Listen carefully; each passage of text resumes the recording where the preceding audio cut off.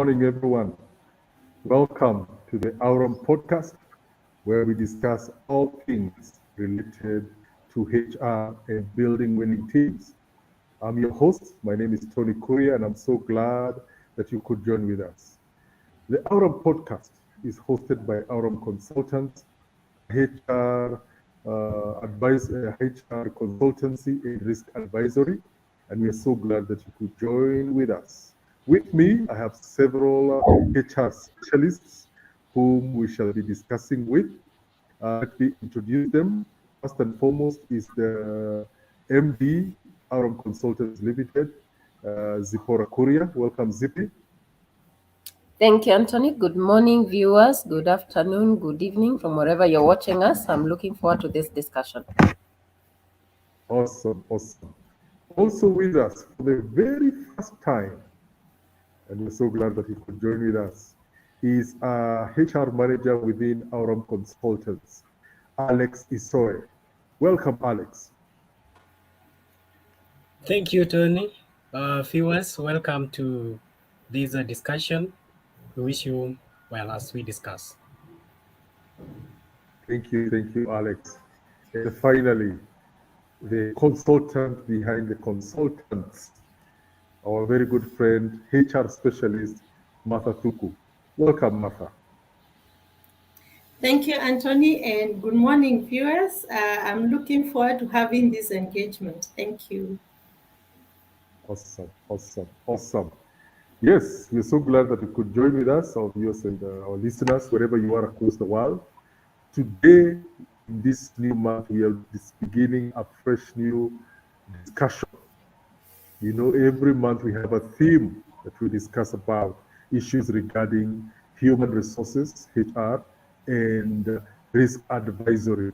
And this month we want to bring in a very basic topic, which everyone in the informal employment has to deal with, and that is the topic of contracts.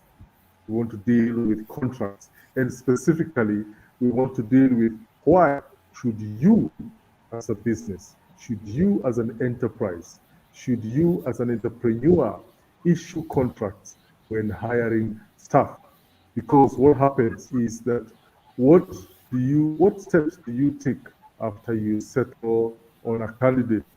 Do you stop at producing an offer letter and the onboarding procedures, or have you taken the extra steps necessary to protect yourself and your business in the long run? That is what we want to discuss. We want to discuss the legal framework and the thinking behind contracts, key clauses that you should consider, as well as the benefits they provide to both the employee and the employer. This month, we will be discussing all those issues. So let's get right into it. So let me start with the HR, with the CEO here at Aurum Consultants, Zippy. Kindly give us, as this, let me call it plane as it begins taking off, kindly give us, Zippy, an overview of employment contracts. Thank you. Thank you, Anthony. Let me just start by saying this is one subject that most of us employers don't understand. And sometimes, the complexity of contracts is not something that we are fully aware about. And I keep on having different discussions with different, CEOs or executives on contracts and the intricacies that come with contractual engagement of employees. But just to start us off, let me start by saying employee contracts are the basis of the labor laws. It's a first kind of relationship an employer has with employee. And when you get into an agreement for a work to be done, whether it's a work that needs to be done for a day, whether it's work that needs to be done for a month, whether it's work that is going to be done for an indefinite time, you are entering into actually a legal engagement. You're entering into a contractual engagement. And I think when you start looking at contracts of employment, it's important for us to realize then this becomes the agreement that is created to protect both interests. Because you have to remember, as an employer, you have interest in employing this person. As an employee, you have interest for working in this organization. So a contract actually comes in to protect the interests of both the employee and the employer. Now, like I always keep on advising, clients who would seek to understand this more. When there's no contractual agreement that is put in writing, then we actually leave it to the law and the different entities that will interpret this law to decide for you what actually that contract should have been. So it's very important for us to be aware that this is something that is actually defined in the labor laws. We should be able to issue contracts to employees. We should be able to define what kind of a contractual engagement we have. Now, I've said it safeguards both interests. When you look at it as an employer, it ensures that you're protected from the employee, because employers need to be protected. And that's a fact. Why? Because an employee will probably end up doing something that is completely against a contractual agreement. Maybe it's an issue of a gross misconduct, and when misconduct, and when you have a contract in place, then it helps you understand then how do we handle such kind of circumstances. On the other hand, the employee, they need to be protected from the employer. The employer is the one who has an upper arm when it comes to this relationship. So the employee also needs to be protected by making sure there's a document that is in place that protects their interest. When we are looking at employment contracts, there are many guidelines in terms of the laws that govern a contractual engagement, and the basic of them is Employment Act. Again, I would encourage employers, these are documents that are available for you. It's important for you to read the key elements of the Employment Act for you to actually have just a simple understanding. Or you can attend seminars like the ones we keep on doing and understand a little bit better. What does the law require of me when it comes to employment contracts? Some of these documents, we're looking at the regulation of wages and conditions act. We are always having, again, these documents getting reviewed and getting passed. Are we aware of the new regulations that are coming in place? Last year we had the minimum wage getting raised. It forms the basis of the contract of employment, and how does it affect you as an employer? When you look at the WIBA Act, when you look at the Occupation and Health and Safety Act, the Constitution of Kenya, these are all documents actually you need to read and understand well, and be able to actually come up with a contract that covers his employer and covers the employee as well, so that the both interests of the both parties are well taken care of. So I think that's what I would say as a start of Anthony. Back to you. Thank you, Zippy. That is a nice foundation that helps our audience to be able to understand what we are talking about. And to our audience, if you have a question, if you have a comment, please send it. Please send it right away. We will expound it as we go, as we are live right now. Alex, you are the what I would call the boots on the ground. You are with your clients. You're there seated. You have somebody you're hiring. Somebody is coming in. Please give us a practical application. As before, we hear from Martha, who has also done this thing practically. But you being on the practical end, on the sharp end, on a day-to-day basis, give us your view on the practical aspect of employment contracts. Okay, thank you, Tony. Employment contract, as Spora has put it, it is very critical because it tries to formalize the new relationship between the employee and the employer. Basically, there is an obligation that is being expected to be done because the two parties, they owe each other. So this contract are very critical in any company setup because it enables employees to know their obligations, their rights, and their responsibilities at the end of the day. So they're being guided on what they are expected out of them. As well, the employer knows these rights and these responsibilities that are being stipulated in the contract, that everybody has a part to play to ensure that the expectation of entering to the contract, it is being met. So on the ground, after the process of recruitment, we expect to give all a new employee to enter into a contract between the company and him or her. So that one, it creates us a form of a security. He gets to understand the entailments that is being catered by that contract. Through having that, is able to now formalize his way of doing the responsibilities that are being given, because he is very much aware that he is guarded by this contract. What is going to perform, it is within the frame of that contract. So I believe for any new staff should be given these contracts, should enter into a contract of employment because of such a benefits that comes with it. Thank you. Thank you, Alex. Indeed, Alex, I always like discussing with you issues because uh, you're both very in depth in terms of the theoretical underpinnings of HR, while at the same time the practical aspect of it. Martha, let me come to you. You're a veteran in the world of HR. I mean, you have dealt with contracts and all that. And for someone like me who is relatively, I would call myself a relative, outsider, as it were, in regarding HR issues and especially contracts. Please help our audience understand. Does it mean that when you don't issue a contract, when you hire that person, there is no contract before the law? I'm sure somebody out there is having heard Zippy say what she said. Alex has given the theoretical underpinnings of why you need to issue a contract. So help us understand.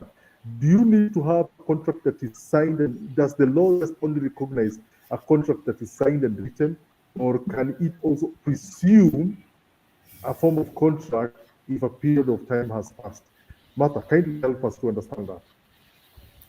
Okay, thanks, Anthony. And I really appreciate what my two colleagues have contributed.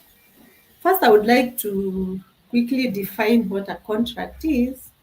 And it's an agreement between employer and employee, and it's a basis for an employment relationship, meaning it regulates the terms and conditions of employment between an employer and an employee. Having said that, and now wanting to discuss the question Tony has asked, I'm just going to give practical examples of. For me, I've gone through different kind of contracts. So you will have the ones we had when I worked in the bank. Those ones were permanent and pensionable.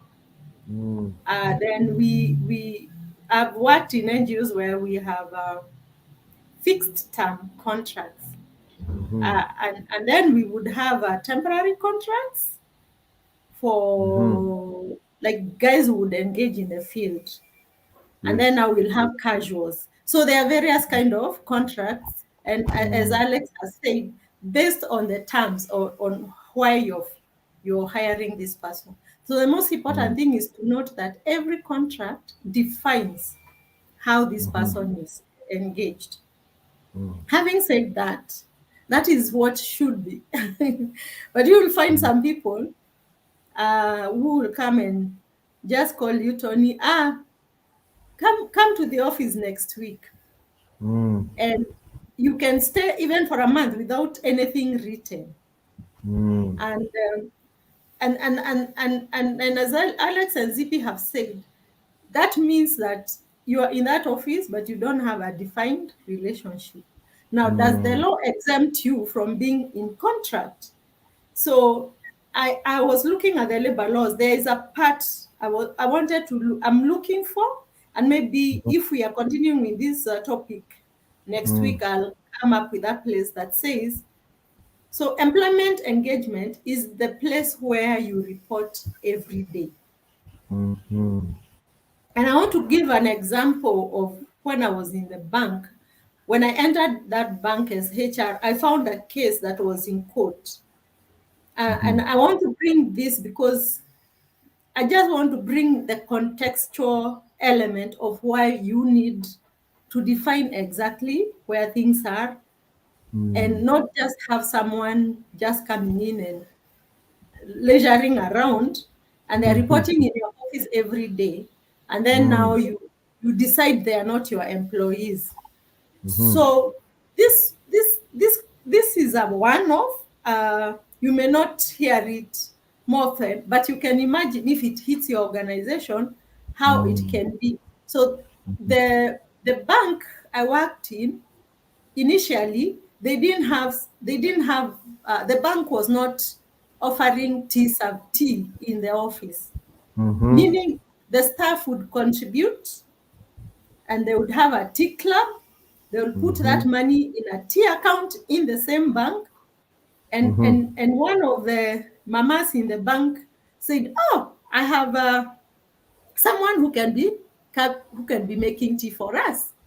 And so they get this lady to come and be making tea. And she did it for very many years. And you know how she would do? So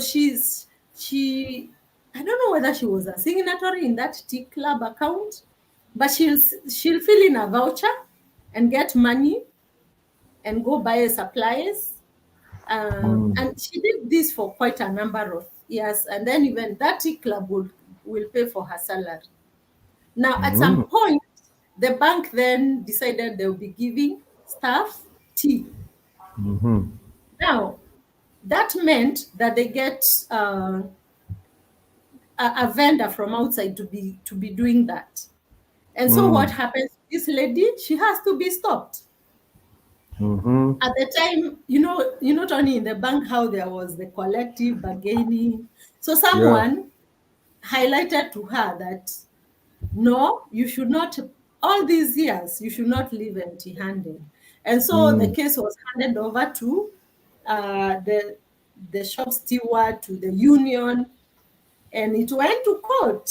And so when I came in, someone had mishandled that case, because when I came in, the case, the junior court had resolved that the lady must be paid a certain amount of money. I think it was 200K.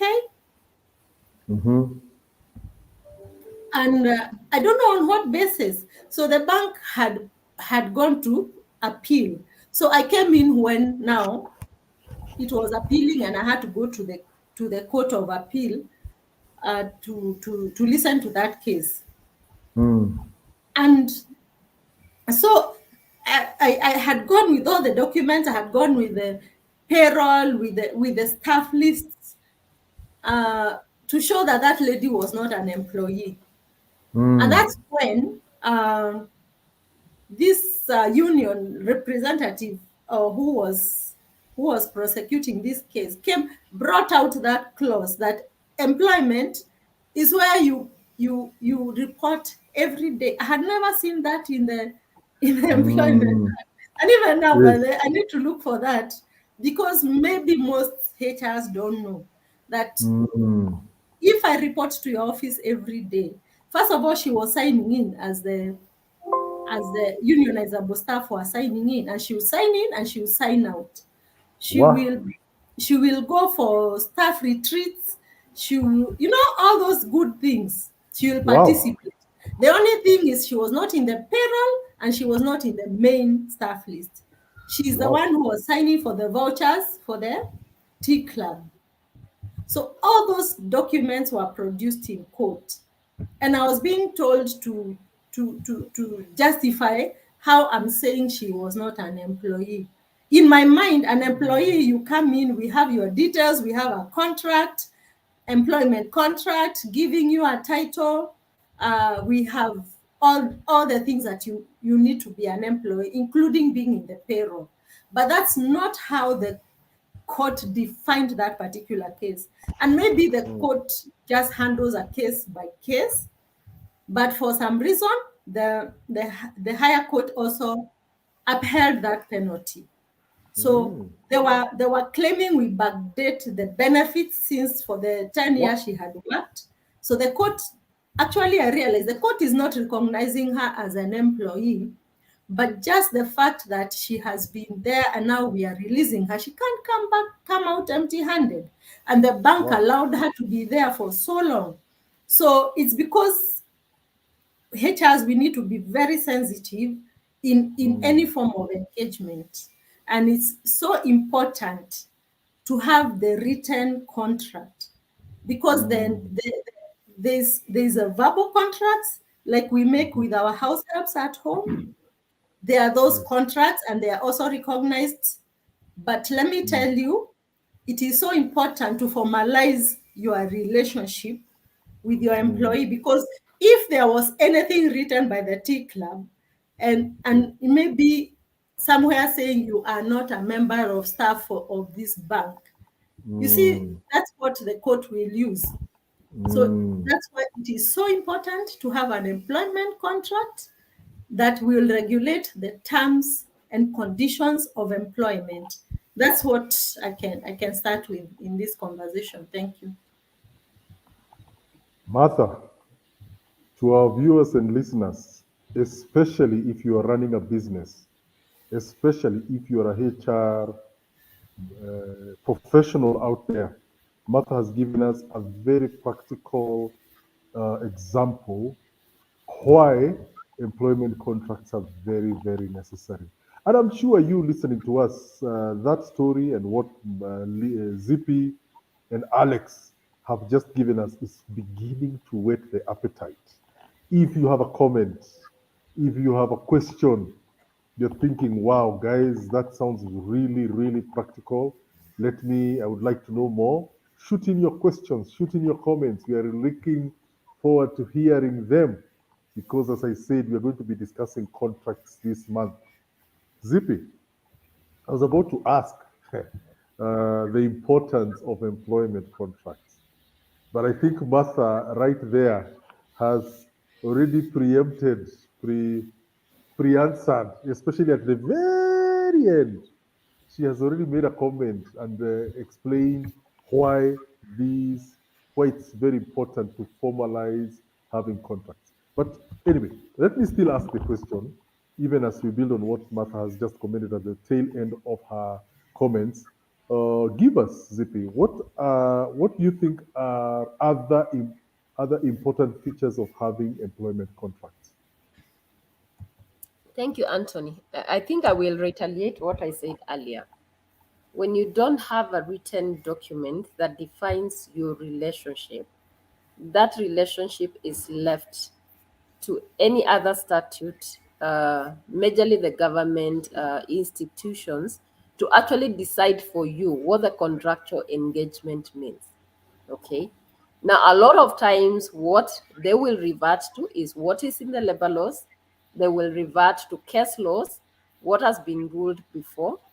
And that case Mother is talking about, I mean, it's a very classic case where there's a lot of assumptions of this relationship. And I think as we go along, we will talk about contract of employment and contract for employment, because those are totally two different contracts. We need to make sure we don't mix the two, because again, one of the other challenges as employers I've seen we put ourselves in trouble with is how we word those contractual engagements. So now there's a contract that is in writing that has been worded in a certain way that can leave us in a very awkward situation on how to manage situations. Then there's a contract that is a completely assumed.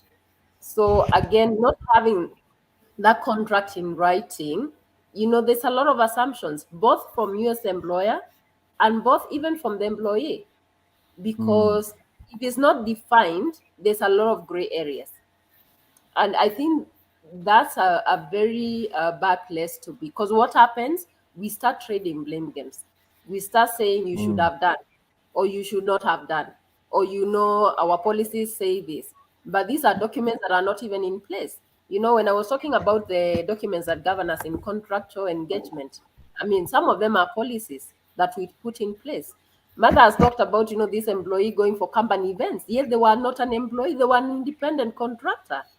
So there should have been a very clear contract that actually stipulated you are an independent contractor or you are a consultant, and these are the terms of engagement. Now, when you're an independent contractor, what happens? Or when you're a consultant? I mean, you'll not be given the tools of work. You'll not be paid benefits like, the other staff members. And it's very clear within the law. But again, if it's not in writing, what happens? The assumption that this was an employee. I remember a case actually we dealt with, and this is a case that ended up in court, but we had to work towards, negotiating it out of court. Where an employee had been engaged for a particular assignment. And this assignment, it was very clear you are an independent contractor. But the mistake actually the employer made was at some point, I don't know, now when it comes to HR and then the admin staff, we have to be very careful how we handle some of these things.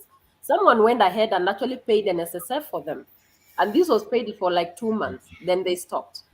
Okay. So what happened when there was a disagreement and this contract was terminated?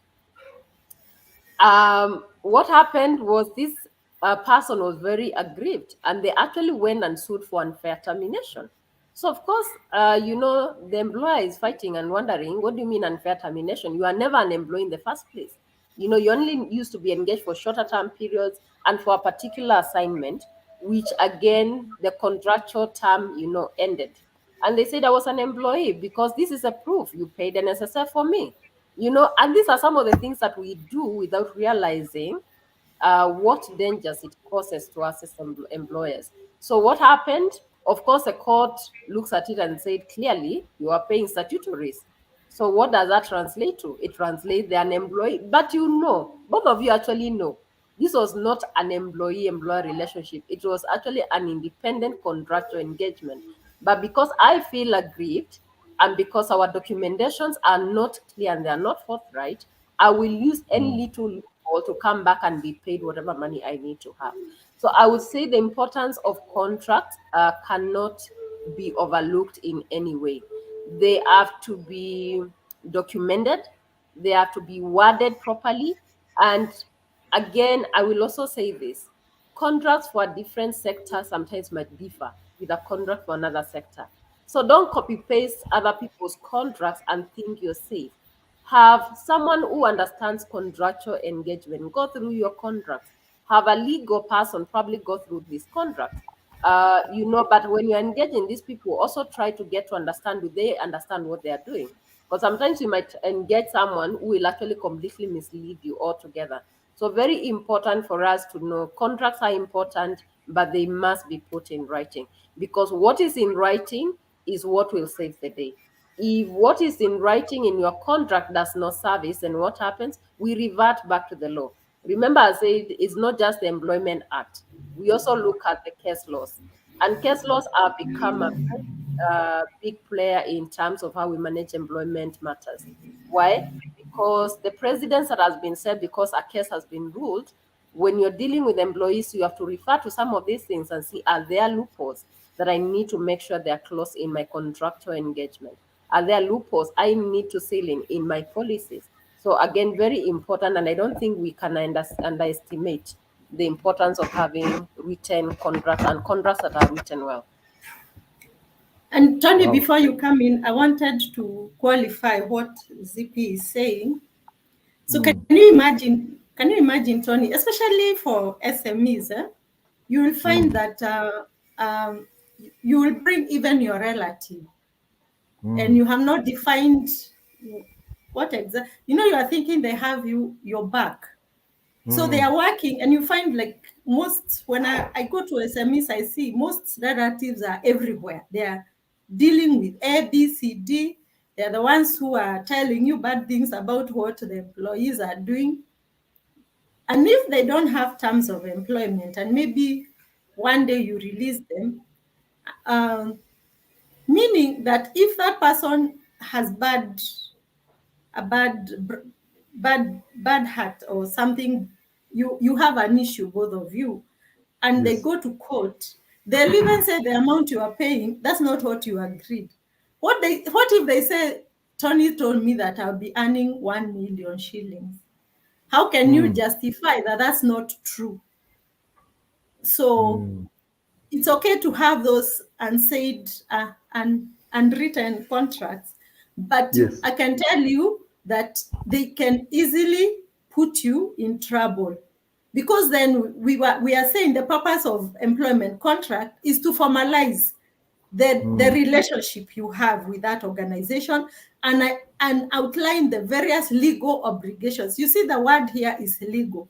So when it's unwritten, even this other person may not understand what is legal, and what you owe that person and what they owe you, because then there's what the organization will offer and what is expected of the employee. Thank you. Thank you, Martha. And Zippy, you've really brought that issue really well. Before I go to comments, I'm seeing some comments that have come online. Before I mention them, let me bring Alex into this conversation. Because Alex, I'm sure you've heard and I'm sure you've seen a few of these matters taking place. What's your take regarding the importance of having employment contracts? My take on I can say we have two types of contracts. That is expressed contract and implied contract. But remember, the implied contract is very dangerous because it does not have clear definition of terms and conditions at workplace.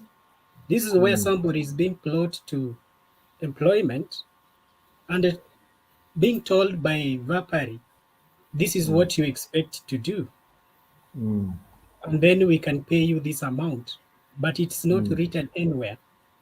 Those are the form of engagement that end up for matter of litigation, and we get that the company has been really put on task to pay the claims that this employee was engaging. Failure to have expressed contracts. Because when we have expressed contracts, these are written contracts that serve as a record of agreement that is mortuary for one to deliver certain responsibilities.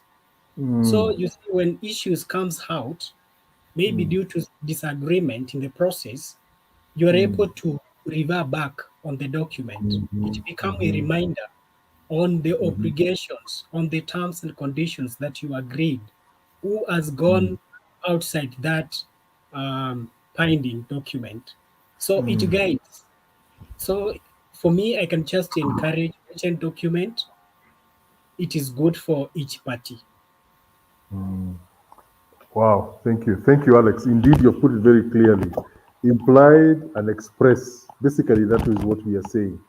Now, a few comments have come in online. I can see Caroline Modoni is saying learning in progress. She's really appreciating what you're talking about.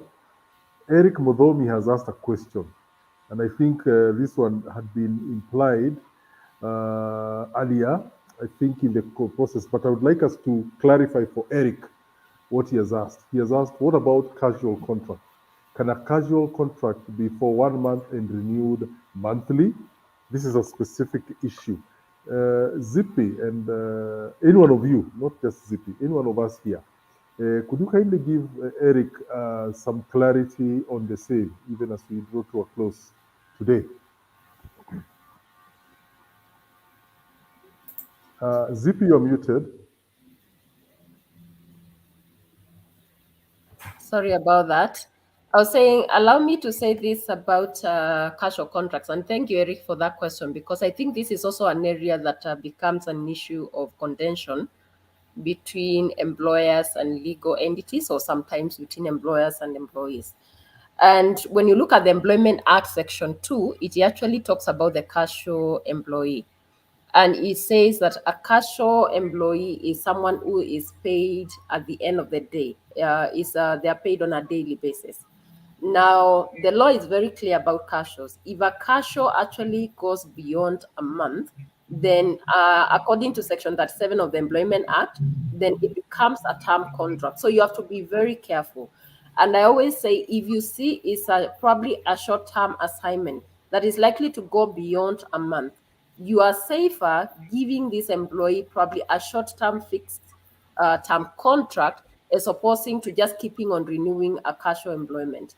Now, because the law will interpret it, the moment it went beyond a month, it actually turned to be a term contract. So be very careful, because again, a casual employment, you are not bound by law to give the contract in writing. You can have a contract that is not in writing, and probably it's a contract that is implied because probably it's a short-term kind of assignment that they are doing and they're going to leave within a few days. However, if it's going to go beyond a period of 1 month, please put it in writing so that again it becomes maybe a short-term fixed term contract that is going to be ended as soon as the assignment is over. When you look at case laws again that touch on employees who came in as casuals and they ended up being in the organization for a long while, then actually they look at it and they say this was actually a permanent employee. That's even a thing more worse, because now it's not even probably a fixed term contract where you'd have said this contract would have ended in another 1 year. It becomes a permanent employment, so to speak. So again, just refer to the Employment Act Section 2 and Section 37 that actually helps you understand. If this has been continuously for more than a month, again, like I said, they consider this as a term contract, and that means any statutories, any responsibilities of you as an employer towards a term contract employee applies. So again, going back to what I've said, be very careful and see if initially we have engaged you as a casual, we foresaw the job will go for 3 weeks, but it has ended up being maybe more than a month, then quickly evaluate how long this work is going to take and maybe give a fixed term contract so that this does not become a problem for you. I think that would be my casual employment, because it's an area there that employers find themselves in a fix because we keep on giving these people work and work and work, and it doesn't stop. So as an employer, I think you need to stop yourself and say, how long is this going to take? Evaluate. And then I think it also goes to HR managers and HR professionals when we are engaging. We evaluate how long this assignment is going to take. We evaluate why we need this person. Because that becomes actually the basis of how we need to engage them. But a lot of times, unfortunately, we engage sometimes in a hurry. It's like almost a crisis. So we say we need this person to help us do this thing for 1 month. Before we realize, and we are not tracking what's happening on a daily basis, and maybe because this person is not working under you, they're working under someone else in another department. It's even a very big organization. Before you realize, this person has been here for 3 months, then what happens? Again, the law starts dictating for you what kind of an employee they should have been, again, getting into a situation that is not a very good situation. So we have to be very careful when we're engaging and evaluate why we engage in them, how long is it going to take, and if it's going to take more than a month, which is beyond the casual stipulated period, then again, you must turn that into a fixed term contract or a term contract, depending on the need of the organization. Thank you. I don't know Thank you, if Amanda has anything she wants to add on to that. I know she has dealt with short-term employees for a while. I think you have said it right, Zippy. The risk, especially for I have been in the NGO sector for long, and where we have had field work away from HQ, like in Mombasa, Western region, in the north, and you'll find the office there can just get someone to clean the office. And it was just a one day. I remember one time I woke up and now I found that we have had someone for 1 year who has been cleaning the office. Yeah. So it is very risky for HR because the people in the field do not understand the law. And so it's so important that you are in touch. You are in touch with what is happening even in the offices, in your sub offices. because Yes. those are the risky people, because they engage people randomly. And you engage someone and you are comfortable with what they are doing. And so I came to realize that, oh, we have a staff who has been here for 1 year. Huh? Because they're paid through petty cash or something. I don't know how they used to be paid. So me, I was not aware that we have such and now the onus was on me. How can you have a staff that you are not aware you have? And it's true. I was not aware. I was not aware. And my work was now to train the people who are supporting HR in those offices, the admin who are, that you cannot just engage people. And if you have to, then you have to ask.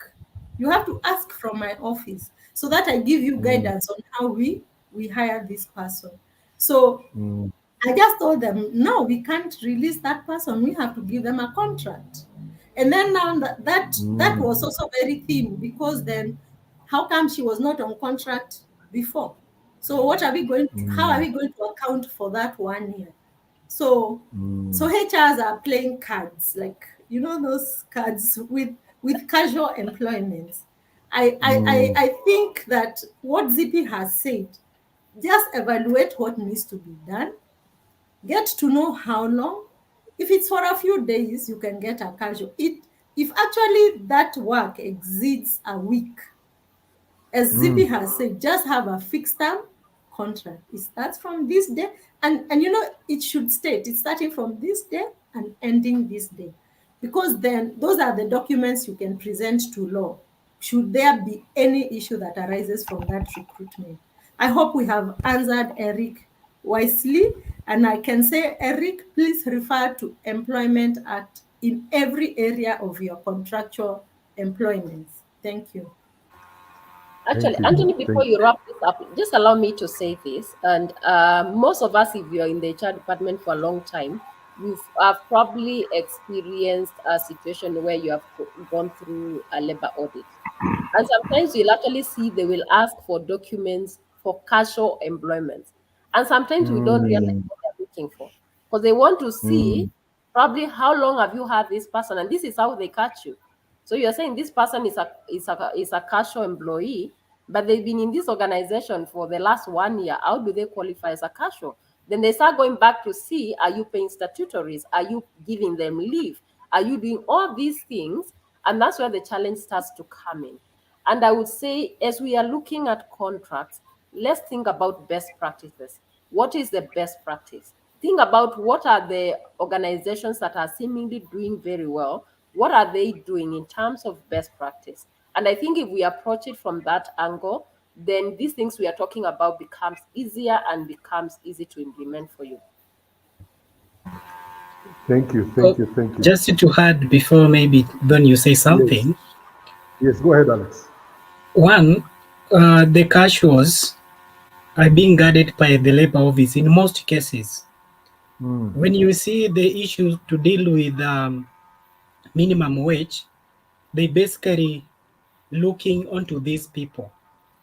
So what I can add to what my colleagues have said, the fixed term contract, it is good to safeguard, because it will bring all the rights and the entitlement of every former staff. So this question was asking, are we able to renew a casual after 1 month? The renewal here we are talking about is a fixed term contract of a sort duration, so that you are within the frame of the law. Thank you.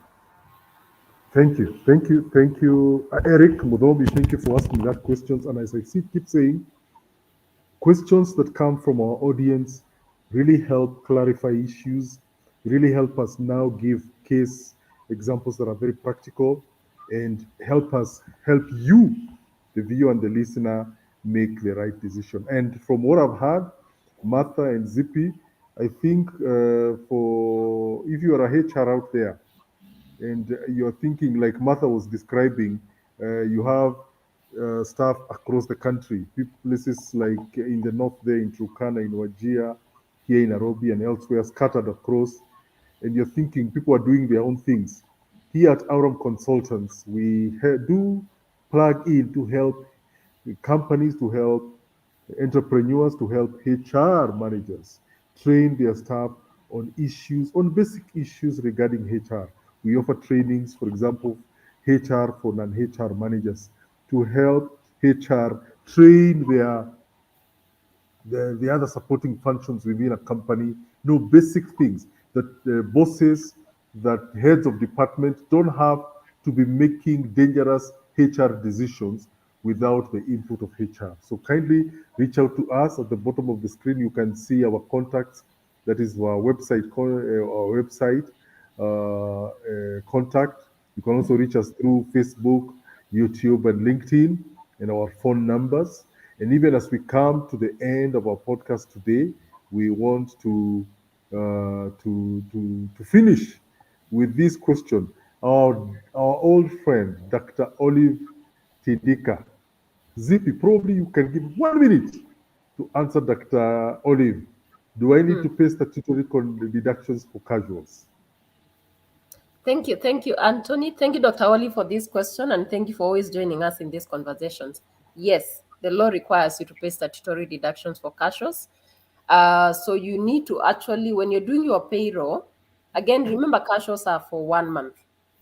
However, I've seen this situation, like, for example, in manufacturing industries, where you find they will have casuals maybe for a month, then those casuals will take a break for a week or two, they come back again. And sometimes it's because of probably the training they've done with these casuals and the nature of the work that they don't let these people go completely, but it's not continuously. So they will come, there are breaks in between, but they will keep on coming back. So what I've seen them do is actually implement a system where these people are even paid through the bank. Now, the law actually allows you to negotiate with these people, and you can pay weekly or you can pay bi-weekly. But again, don't prolong and start paying at the end of the month, because again, that becomes another employee. So if you're going to have casuals, and especially quite a number of them, important for you to have a system in place, because you need to pay statutories. You have to remember you also need to pay the minimum wage. So if you go back to the minimum wage, it actually gives you indication, and when you calculate it, it comes to equivalent of what you would pay a minimum wage for an employee who is there for a long-term period, but probably they're in the low cadre of it. So again, looking at the minimum wage, you must make sure you're making your statutory deductions and paying the same to the government. But careful not to make it go beyond a month. If the contractual period is more than a month, then make sure you give them a fixed term contract based on why you need them. I hope I've answered you, Dr. And so, Zippy, the minimum wage, if I can talk to Olive, the minimum wage, so when you check that, you'll find that the minimum wage allows you to pay, not to pay payee if you're paying below that minimum wage.